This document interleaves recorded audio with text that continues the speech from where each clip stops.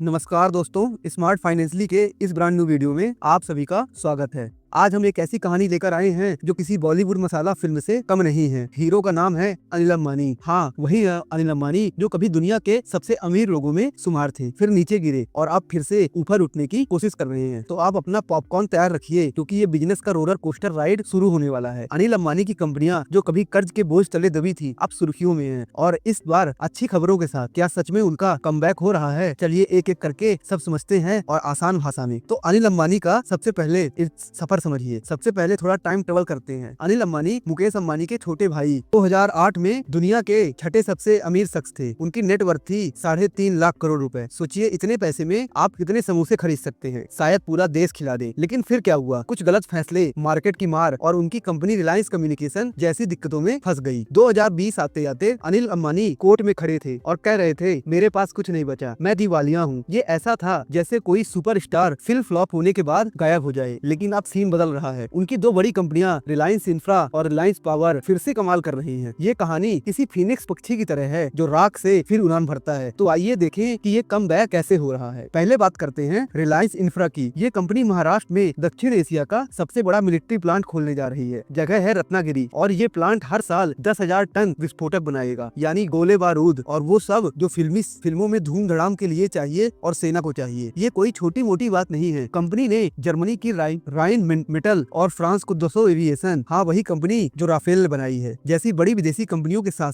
हाथ मिलाया है। ये ऐसा है जैसे आप अपने दोस्तों के साथ मिलकर एक बड़ा प्रोजेक्ट शुरू करें, लेकिन आपके दोस्त हॉलीवुड स्टार हो। इससे कंपनी की साख भी बढ़ रही है। और हाँ, रिलायंस इंफ्रा अगले 10 साल में 10,000 करोड़ रुपए का निवेश करने वाली है, ताकि एक पूरी डिफेंस सिटी बनाई जा सके। इसका मतलब भविष्य में ये कंपनी बिजनेस का बड़ा खिलाड़ी बन सकती है। अब बारी है रिलायंस पावर की। इस कंपनी ने भूटान में सबसे बड़ा सोलर पावर प्रोजेक्ट हासिल किया। 500 मेगावाट का ये प्रोजेक्ट भूटान की सरकार के साथ मिलकर बनाया जाएगा, और इसकी लागत है 2,000 करोड़ रुपए से ज्यादा। दोनों पार्टनर आधा आधा पैसा डालेंगे। सोलर पावर आजकल ट्रेंड में है, जैसे कोई नया फैशन। हमने अभी एक वीडियो ही बनाया था वारी एनर्जीज में, जिसमें हितेश दोषी ने 5,000 करोड़ से बिलियन तक का सफर तय किया, और उसके शेयर्स ने भी और शेयर धारकों ने भी। वो पिछला ही वीडियो था, आप विजिट कर सकते हैं। सोलर साफ सुथरी ऊर्जा है जिसे सभी अपनाना चाहते हैं, इसीलिए सोलर इस समय डिमांड में है। यह सोलर कोयले की तरह धुआं नहीं फैलाती, और भूटान जैसे छोटे देश में प्रोजेक्ट रिलायंस पावर को इंटरनेशनल स्टार बना सकता है। साथ ही कंपनी की ग्रीन एनर्जी पाइपलाइन 5 गीगावाट की है, यानी सोलर और बैटरी स्टोरेज का मिक्स है। ये भारत की सबसे बड़ी ग्रीन एनर्जी कंपनी बनने की राह पर है। तो सूरज की ताकत से रिलायंस पावर चमक रही है। अब एक ऐसी चीज सुन लो जो आपको थोड़ी सीरियस लगती है, लेकिन बहुत जरूरी है। कर्ज वो है जो आप बैंक से उधार लेते हो और फिर हर महीने ब्याज चुकाते हैं। ये ऐसा है जैसे आपने दोस्त से 100 रुपए उधार लिए और वो हर दिन 5 रुपए मांगने आए। रिलायंस इंफ्रा ने अपने कर्ज को 87% कम कर दिया, यानी पहले 100 रुपए का कर्ज था तो अब सिर्फ 13 रुपए बचा है। और रिलायंस पावर तो पूरी तरह से कर्ज मुक्त, यानी जीरो डेप्ट है। ये ऐसा जैसे आपने जिम जाकर अपना सारा वजन घटा लिया और अब फिट हो गए हो। इससे इन कंपनियों को नए प्रोजेक्ट के लिए पैसा बचाने में मदद मिलेगी। इन अच्छी खबरों का असर शेयर मार्केट में दिखा। मई में रिलायंस पावर के शेयर 30% चढ़ गए, यानी अगर आपने 100 रुपए लगाए होते तो वो अचानक 130 रुपए हो गए होते। और रिलायंस इंफ्रा इसने तो कमाल कर दिया। पिछले 5 सालों में 18 गुना रिटर्न। 2020 में इसका शेयर 16.50 रुपए था, तब 305 रुपए हो गया अब तक। मतलब 1,000 रुपए लगाए होते तो आज 18,000 रुपए आपके पास होते। ये ऐसा है जैसे आपने एक पौधा लगाया और अब वो रातों रात पेड़ बन गया है। लेकिन शेयर मार्केट में हर दिन ऐसा नहीं होता, कभी ऊपर कभी नीचे। ये एक जुआ भी है जिसे समझदारी से करना चाहिए। और अगर आपको जुआ की तरह नहीं खेलना तो आपको प्रॉपर नॉलेज मिलेगी, नॉलेज लेनी चाहिए। और नॉलेज कहाँ मिलेगी? हमारे चैनल में। और कई सारी नॉलेज का वीडियो हम यहाँ नहीं डाल पाते, तो हम टेलीग्राम में उसको अपडेट कर सकते हैं। तो आप हमारे टेलीग्राम में जुड़ सकते हैं, जो कि बिल्कुल फ्री है। और मार्केट आवर में मार्केट में चल क्या रहा है हम वो भी अपडेट करते हैं, जिससे आपको नॉलेज मिलती है और आप अपनी वेल्थ खुद बना सकते हैं। और ये कोई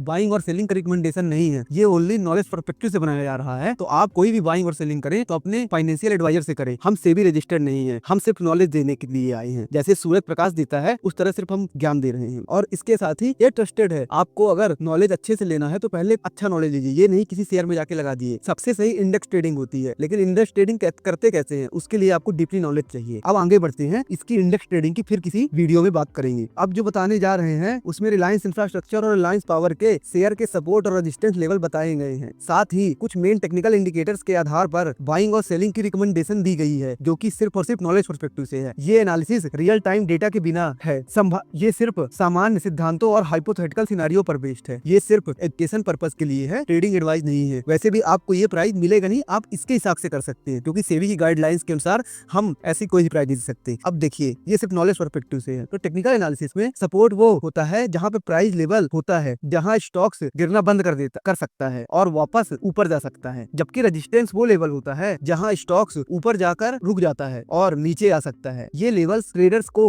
एंट्री और एग्जिट पॉइंट ढूंढने में मदद करते हैं। अब रिलायंस इंफ्रास्ट्रक्चर की अगर बात करते हैं सबसे पहले, तो इसका सपोर्ट लेवल है 270 रुपए। ये वो लेवल है जहां हिस्टोरिकल बायर्स एक्टिव होते हैं। अगर प्राइस इसके पास आता है तो उस मतलब ऊपर जाने की चांसेस हो सकते हैं। और रेजिस्टेंस लेवल है 327 रुपए। ये वो लेवल है जहां सेलिंग प्रेशर बढ़ जाता है, प्राइस रुक जाता है या नीचे जा सकता है। अब अगर रिलायंस पावर की बात करते हैं तो इसका सपोर्ट लेवल है 25 रुपए। हाइपोथेटिकली रूप से मान लीजिए कि ये रिसेंट लो है जहां बायर्स ने सपोर्ट दिया हो। रेजिस्टेंस लेवल 35 रुपए है। हाइपोथेटिकली ये रिसेंट हाई हो सकता है जहां सेलर्स एक्टिव हो जाते हैं। आप इसको बायलूम से भी कंफर्मेशन कर सकते हैं। अब बाइंग और सेलिंग के लिए मेन इंडिकेटर्स कैसे चेक करते हैं, तो सबसे पहले ट्रेडर्स इंडिकेटर्स का यूज करते हैं बाइंग और सेलिंग के फैसले के लिए। यहाँ 3 कॉमन इंडिकेटर्स हैं। SMA यानी moving average, simple day moving average. अगर स्टॉक्स अपने 50 डे सिंपल मूविंग एवरेज से ऊपर है तो ट्रेंड बुलिश है, मतलब बाई सिग्नल है। अगर नीचे है तो बियरिश है, सेल सिग्नल है। आप इन इंडिकेटर्स को और सपोर्ट और रेजिस्टेंस लेवल को अलग उसमें भी ट्राई कर सकते हैं किसी भी स्टॉक्स में। फिर दूसरा है RSI यानी कि रिलेटिव स्ट्रेंथ इंडेक्स। RSI तो रिलेटिव स्ट्रेंथ इंडेक्स। RSI 70 से ऊपर हो तो स्टॉक्स ओवरबॉट है यानी सेल का सिग्नल है, और 30 से नीचे हो तो ओवर सोल्ड है यानी बाई का सिग्नल है। फिर है एक MACD यानी मूविंग एवरेज कन्वर्जेंट डाइवर्जेंस। जब MACD लाइन सिग्नल लाइन के ऊपर क्रॉस करता है तो ये बुलिश है यानी बाई का सिग्नल है, और नीचे क्रॉस करे तो बियरिश है यानी सेल का सिग्नल है। साथ ही वॉल्यूम भी देखें, ऊपर जाते वक्त हाई वॉल्यूम यानी कि बुलिश है, नीचे जाते वक्त हाई वॉल्यूम यानी कि बियरिश है। अब एक चीज और, बाइंग और सेलिंग के हाइपोथेटिकल सिनेरियो देख लेते हैं। सबसे पहले रिलायंस इंफ्रा की बात करते हैं तो बाइंग सिनेरियो क्या कहलाता है, कब बनेगा। स्टॉक 290 पे ट्रेड कर रहा है जो कि 50 डे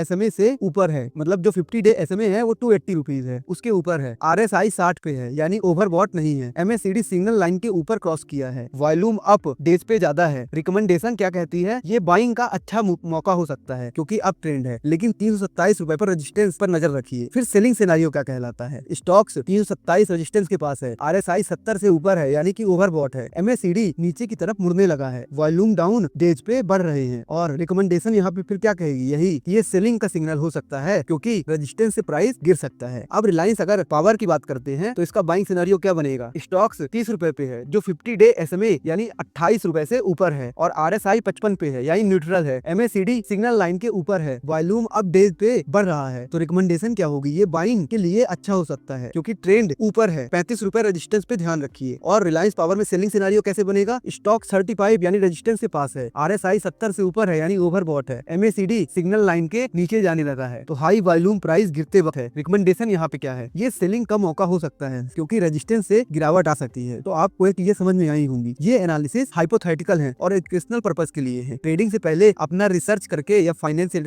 एडवाइजर से सलाह लेकर ही इन्वेस्टमेंट करें। अब नेक्स्ट की बात करते हैं। अब चार्ट पैटर्न और फंडामेंटल एनालिसिस के थ्रू इन शेयरों की ओरिजिनल वैल्यूएशन देख लेते हैं और यह समझते हैं कि यह कैसे भी अपन इसको भी खुद भी कर सकते हैं, तो मैं आपको सिखा भी दूंगा। तो सबसे पहले बात करते हैं चार्ट पैटर्न और कैंडलस्टिक्स। आर इंफ्रा के चार्ट पे एक डिसेंडिंग ट्रायंगल पैटर्न दिख रहा है। ये पैटर्न एक फनल जैसा होता है, ऊपर से वाइड और नीचे से नैरो, और ये एक बियरिश सिग्नल है, मतलब स्टॉक्स का प्राइस नीचे जाने की संभावना है। जैसे हवा निकलती है बलून की इन्वेस्टर्स के, उसी तरह इन्वेस्टर्स के लिए ये एक वार्निंग साइन है। यहाँ पे कैंडलस्टिक की बात करते हैं तो एक बियरिश इंगल्फिंग पैटर्न भी नजर आ रहा है। इसमें एक छोटी सी ग्रीन कैंडल है जो थोड़ी सी उम्मीद दिखाती है, छोटी सी ग्रीन कैंडल, लेकिन उसको एक बड़ी रेड कैंडल पूरी तरह निगल लेती है, जैसे ठंडे पानी की बाल्टी। ये पैटर्न बताता है कि स्टॉक्स अप ट्रेंड से डाउन ट्रेंड में जा सकता है। मार्केट बोल रहा है अभी नहीं भाई। अब यहाँ पे आपको समझना क्या है, डिसेंडिंग ट्रायंगल और बियरिश इंगल्फिंग दोनों ये हिंट दे रहे हैं कि आर इंफ्रा थोड़ी मुश्किल में है, नीचे गिरने का रिस्क है इसमें अभी। अब फंडामेंटल एनालिसिस की बात करते हैं तो अब आर इंफ्रा के नंबर्स देखते हैं। मार्केट कैप 11,623 करोड़ रुपए कंपनी का साइज है। ये रेवेन्यू 23,592 करोड़ रुपए ये इसकी कमाई है, और प्रॉफिट है 9,177 करोड़ रुपए। बाद में बचा प्रॉफिट। लेकिन यहाँ ट्विस्ट है, 5 सालों में सेल्स ग्रोथ सिर्फ 3.37% है। ये ऐसा है जैसे एक कार में फुल टैंक हो पर इंजन स्लो मोशन में चले। ग्रोथ में दम नहीं है। प्रमोटर्स होल्डिंग सिर्फ 16.5% है। जैसे शिप का जहाज अपने जहाज को छोटा सा हिस्सा खुद के पास रखे, कॉन्फिडेंस कम लगता है। अच्छी बात यह है कि कंपनी ने डेप्ट कम किया है। एक 1673 रुपए की गारंटी सिर्फ 425 करोड़ में सेटल किया है और 10 साल तक कैश की टेंशन नहीं। ये बड़ा डिस्काउंट है। स्मार्ट मूव प्लस महाराष्ट्र में एक बड़ा एम्यूनिशन प्लांट बनाने के लिए राइन मेटल एजी जैसे फॉरेन कंपनीज के साथ पार्टनरशिप है। ये एक गेम चेंजर हो सकता है, जैसे स्लो कार में टर्बो इंजन लग गया हो। अब टेक वे, आर इंफ्रा का इंजन स्लो है, कम ग्रोथ है, कैप्टन का स्टेक्स कम है, लो प्रमोटर होल्डिंग है, लेकिन डेप्ट घटाया है और नए प्रोजेक्ट्स ला रहा है। पोटेंशियल है पर अभी थोड़ा काम इसमें बाकी है। तो आपको ये समझ में आई होगी। अब रिलायंस पावर की अगर बात करते हैं तो चार्ट पैटर्न और कैंडलस्टिक्स आर पावर के चार्ट पे हेड ऑफ शोल्डर पैटर्न बन रहा है। ये एक क्लासिक बियरिश सिग्नल है, जैसे कोई शोल्डर उठा के बोले पता नहीं क्या होगा। इस पैटर्न से लगता है कि स्टॉक्स नीचे जा सकता है। इन्वेस्टर्स के लिए ये एक रेड अलर्ट है। कैंडलस्टिक में एक शूटिंग स्टार दिख रहा है। ये एक तरह है जो गिरता है, मतलब सुंदर लगता है पर ट्रबल लाता है। इसका मतलब स्टॉक्स ओवरबॉट हो सकता है और गिरने वाला है। जैसे पैंट फटने के बाद चड्ढी दिख जाती है, उसी तरह। अब टेकअवे समझिए, हेड एंड शोल्डर और शूटिंग स्टार दोनों बेयरिश सिग्नल है। आरपी पावर के लिए थोड़ी दिक्कत हो सकती है। अब इसका फंडामेंटल देखिए। आरपी पावर के नंबर्स ये हैं। मार्केट कैप है 20,896 करोड़, रेवेन्यू है 7,883 करोड़ और प्रॉफिट है 2,948 करोड़। पर यहाँ भी प्रॉब्लम है, 5 सालों में सेल्स ग्रोथ सिर्फ 0.05% है। ये तो बिल्कुल रुक गई गाड़ी जैसा है। नया पेंट लगा है पर इंजन पुराना हो गया है। इंटरेस्ट कवरेज रेशियो भी कम है, यानी इंटरेस्ट चुकाने में भी दिक्कत हो सकती है, जैसे कार के लिए फ्यूल ना हो। अच्छी खबर यहाँ ये है कि डेप ईयर 93.2 से घटकर 73.2 दिन हो गए हैं, मतलब पैसे जल्दी रिकवर हो रहे हैं। कैश फ्लो के लिए बढ़िया है। साथ ही रिन्यूएबल एनर्जी में बड़ा दिख रहा है। भूटान में 500 मेगावाट का सोलर प्रोजेक्ट, 2000 करोड़ का इन्वेस्टमेंट और एक 350 megawatt solar plus battery storage project जीता है। ये नए सोलर पैनल्स लगाने जैसा है। फ्यूचर्स के लिए स्ट्रॉन्ग मूव है। अब टेकअवे क्या है यहाँ पे?